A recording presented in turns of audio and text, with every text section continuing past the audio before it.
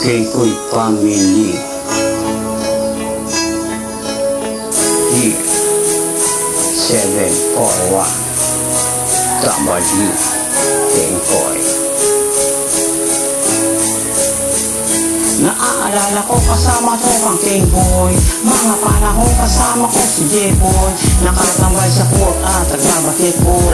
Pagtapos ng laro ang baga na ang Keikoy. Diretso na sa kubo nagiinom ng empoy. Kahit anong pulutan si Charon o baboy. Pag dumating si Chot ang tropang malupit, tuloy-tuloy ang inom hanggang sa kinabukasan. Kwento ang magdamagan at tawanan at asaran. Hindi malilimutan ang mga pinagsamahan. Tunay kong kaibigan na ang Keikoy Family. Sila ang dahilan nagpalakas aking loob.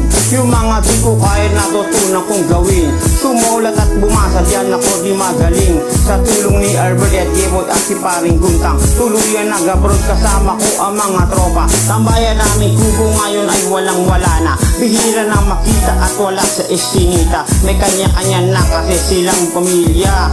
Ako ganun pa rin, buhay pa rin akong binata.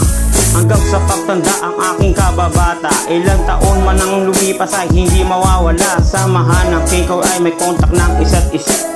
Hindi mo palagi makita ay nandiyan pa rin sila. Nakakamiss kasi yung buo pa ang tropa.